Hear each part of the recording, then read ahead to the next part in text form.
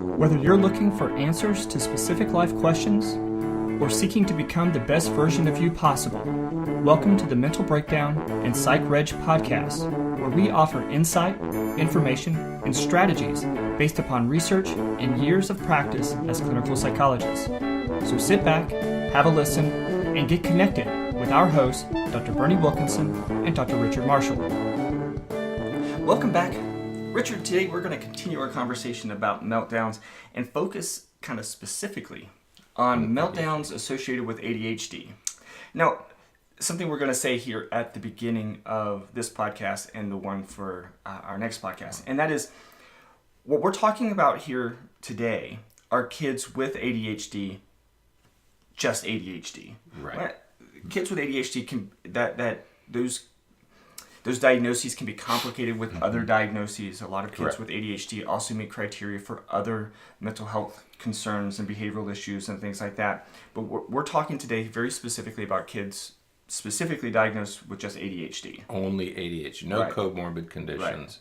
And we'll get to the comorbid conditions later this week. But just it's ADHD. a primary diagnosis and a single diagnosis. Right. Okay. Right. That's a single problem. Right. Okay. So ADHD is a very common, depending on where you're looking at, anywhere from 9 to 11% of kids, not childhood, 9 to 11% of kids meet diagnostic criteria for ADHD. Curiously, it's higher rates in the South than in the North. Right. It's higher rates in the Southeast than in the West. Right. Yeah. So there's some very specific geographic differences, much more common here in the United States than in other countries, but it's a very common condition that we see in childhood, usually diagnosed by the age of about 8 or so, but diagnostically the symptoms have to be present before the age of 12. Right. And we're talking about inattention, hyperactivity, failing to pay close attention to details, bouncing off the walls, impulsivity, those kinds of things. So with this diagnosis, and what we see many times with kids with severe temper outbursts and emotional meltdowns and all, is that based upon some statistics, about 75% of kids with those kinds of meltdowns and emotional outbursts meet criteria for ADHD. Right. So it's a pretty common thing that we would see kids with these kinds of issues also meeting criteria for ADHD. Right. And conversely, what we see is that many kids with ADHD have episodes where they lose emotional control. Right. But what we will very quickly be able to talk about is this significant difference between outbursts in kids with ADHD and outbursts in kids with other concerning issues. Right. Right. And we're talking in young children. We're still talking about maybe having some temper tantrums. Right. Okay. But with ADHD, the issue is impulse control. Right. I mean, that's really the core feature here, is they have, and so it wouldn't be unexpected that a child with ADHD would, on occasion, become so frustrated with circumstances or with themselves or with some outcome that they might lose a little bit of behavioral control. Right. Or a lot of behavioral control. But they wouldn't be rampaging through the house, and we talked about that yesterday. They wouldn't be attacking a sibling. Right. They wouldn't be breaking windows and destroying property. Typically, the child with ADHD might, on occasion, lose his or her temper. Right. Lose emotional regulation. Right. Emotional control. But it's usually short-lived. Right. And they recover quickly. Right. That's the big hallmark of kids with ADHD who have these types of meltdowns. Despite how severe or how out of control they get during the meltdown, right? The meltdowns, comparatively, compared to other sources of these meltdowns, they are much shorter. They're shorter. They tend. I usually describe them as a flash in the pan. It's just it really hits. is. It's a firecracker. It can be pretty significant, but it's short-lived, and the kid recovers pretty quickly and is ready to go on with the rest of the day. We're talking seconds to minutes. I mean, when we say short, we're talking about they might have a flash, like this very intense flash for them, because it's atypical, okay? And it really, but it doesn't last long. Right. I mean, they regain control. So the impulse control, they lose control momentarily, but they regain. It's much more elastic. They lose, but they recover very quickly. Right. They don't become dangerous. They don't become destructive. Right. It's more like the outbursts that we see in children without a diagnosis. Right. What we don't like to use the term normal, but children without a diagnosis will have a similar type of emotional event. Right. And what you find is that even if it does get a little destructive, like if they knock something off the table or throw something, that is almost the trigger to get them out of it. Right. You know, it's like they reckon that's a big enough type of stimulus to stop it. If they knock a glass off the table or something, that will bring them back to, whoa, this is getting out of control. Right. And they have enough control to regain. Right. And they may get frustrated about knocking the glass off the table. Right. But again, it's starting to come down. Right. Again, and kind of a lot of this is going to build over the course of the week, as long as the parents aren't doing anything to maintain it. And again, we get to the two E's. You know, you don't want to do anything to escalate the tantrum, and though you might not ignore it, that's probably good advice with these kids. They're going to bring it under control themselves. They don't need to be threatened. They don't need to be lectured. They don't need to be punished for it. They're going to regain control on their own. Then after they've regained control, you might want to discuss what happened and what we might do in the future if they feel this way. Right. Yeah, I've seen, for example, a kid with ADHD, not really any other significant issues, but a teenager with ADHD who, you know, he loses something that he really needs. And so he loses it, and he's frustrated that he lost it because he knows that his parents are going to be disappointed that, you know, he's disappointed himself. You know, let's say he loses his phone.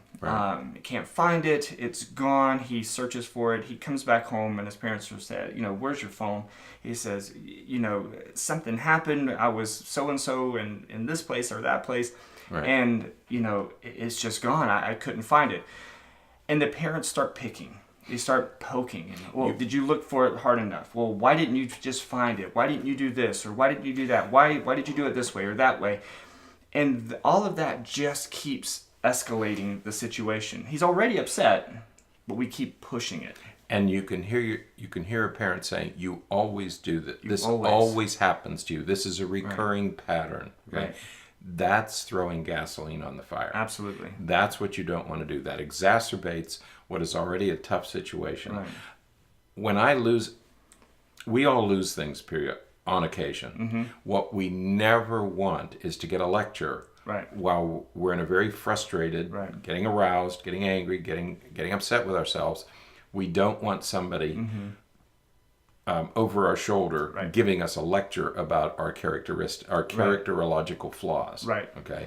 Nor do kids want that. And nor do we want them to say, well, you know, you lost your phone, so you know now that means that, you know, we were going to go to Disney this weekend, but now we're not going to be able to because you know we're going to have to spend money on replacing that. You're putting so much. The kid already feels bad.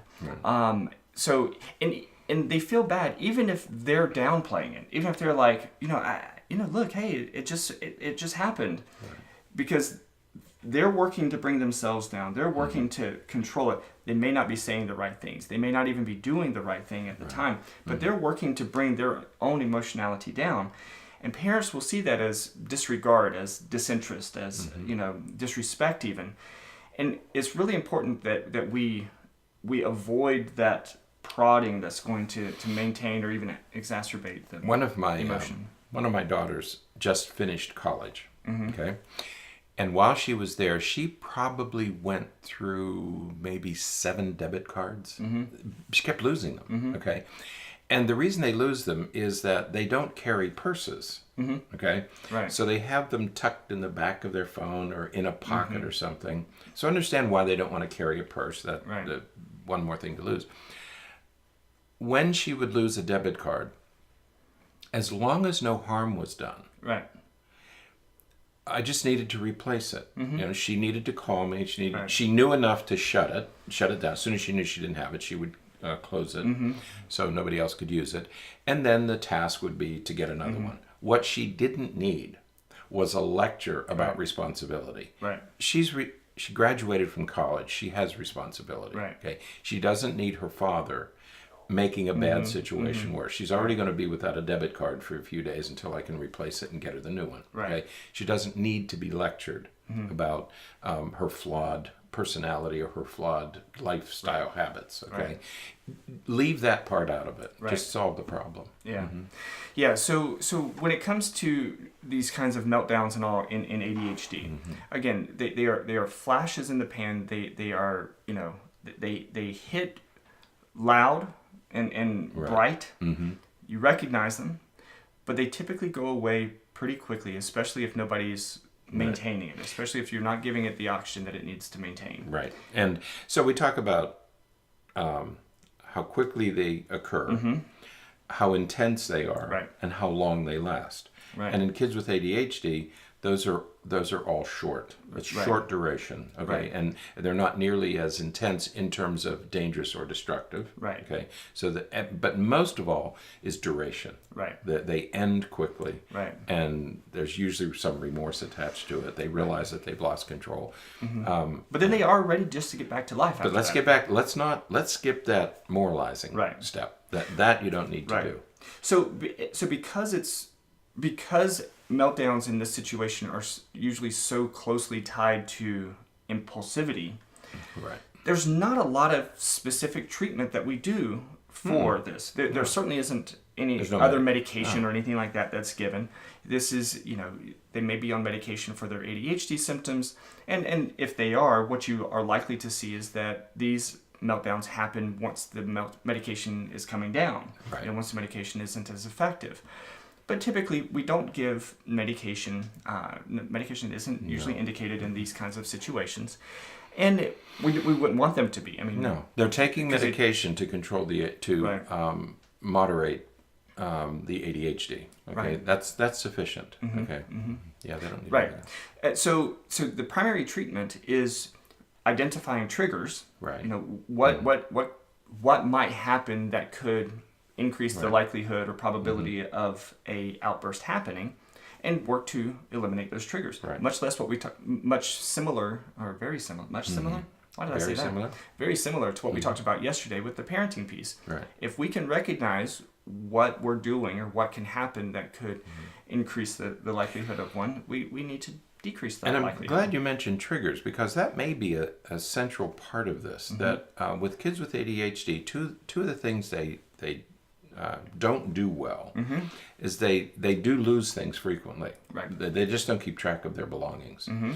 Everything's scattered and disorganized. The other thing is they're not good with time. They can't anticipate how long something will take.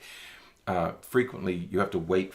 The family has to wait because they've miscalculated how long it's going to take them to get ready. Right. Or they have a project due at school and they miscalculate how long it's going to take, and you're trying to finish it the night before or the morning of. Right. Okay. And so those are triggers. So you have to watch, if your child has ADHD, watch out for those things. And because you have to help to be their frontal lobe, because that's what their problem is. They haven't insufficiently developed frontal lobe. And so you have to anticipate what the triggers are for your child. Absolutely. And anticipate what they are so that you can help them get through those times and avoid those triggers. Definitely. Yeah, absolutely. So, and that is what's going to help manage those kinds of outbursts with kids with ADHD. Right. And then once it's over, just move on. Just move on. Exactly.